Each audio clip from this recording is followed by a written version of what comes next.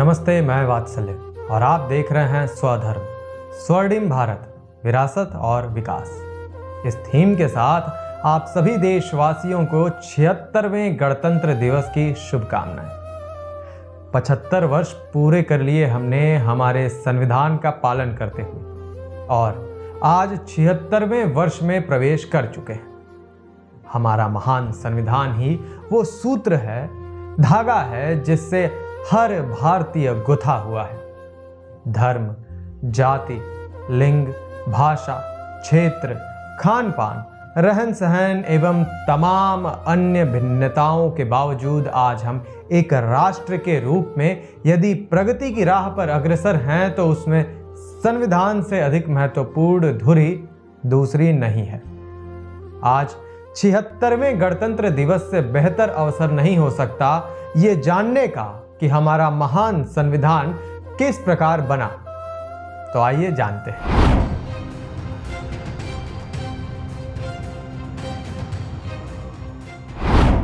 सबसे पहले तो संविधान बनाने के लिए संविधान सभा या कॉन्स्टिट्यूएंट असेंबली का गठन किया गया। क्यों गठन किया गया संविधान सभा का? क्योंकि हम भारतीयों पर हुकूमत करने वाले ब्रिटिशर्स की हालत पतली हो चुकी थी। द्वितीय विश्व युद्ध के बाद भारत जैसे बड़े देश पर राज करना उन्हें संभव नहीं लग रहा था। इधर भारत में भी आज़ादी के लिए संघर्ष मजबूत होता दिख रहा था। अंततः अंग्रेजों ने भारत छोड़ना उचित समझा। अब आज़ाद भारत के संचालन के लिए आवश्यकता थी एक संविधान की, एक ऐसा संविधान जो समावेशी हो और समाज के हर वर्ग की आकांक्षाओं की पूर्ति करता हो, जो हमारी प्राचीन धरोहर के आत्म गौरव का साक्षी हो तो भविष्य की संभावनाओं के प्रति भी प्रगतिशील हो।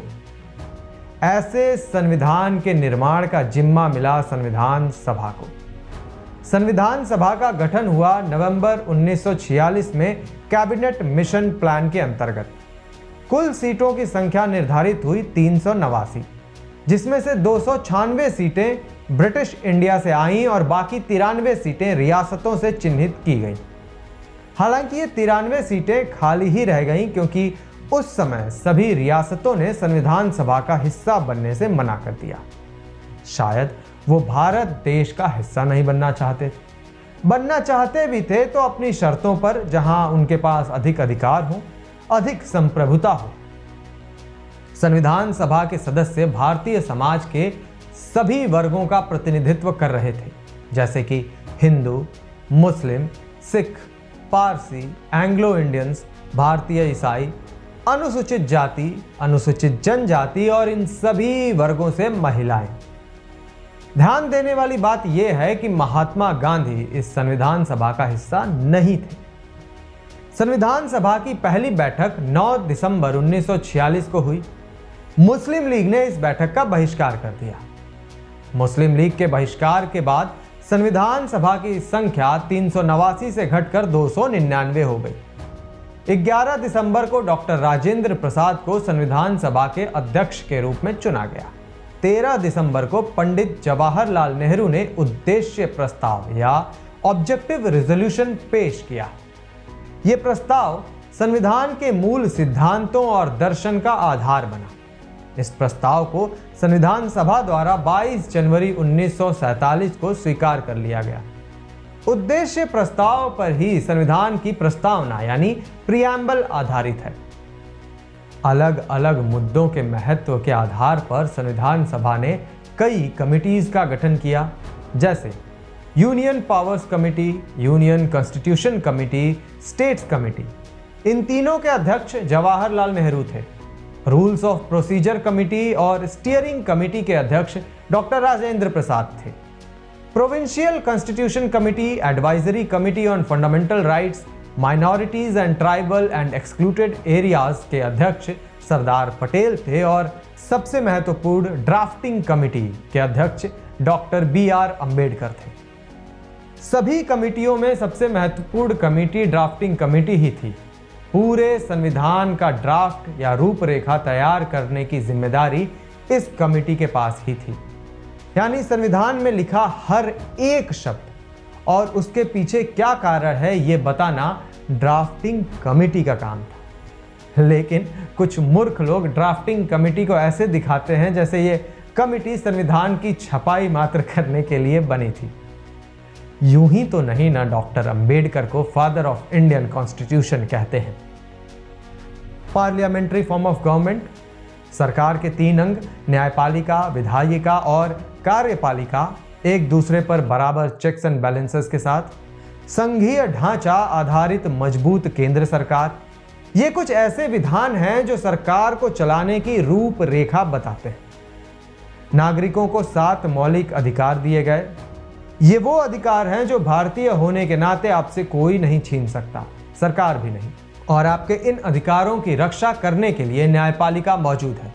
वो 7 मौलिक अधिकार इस प्रकार हैं: समानता का अधिकार, स्वतंत्रता का अधिकार, शोषण के खिलाफ अधिकार, धार्मिक स्वतंत्रता का अधिकार, सांस्कृतिक और शैक्षिक अधिकार, संपत्ति का अधिकार, संवैधानिक उपचारों का अधिकार।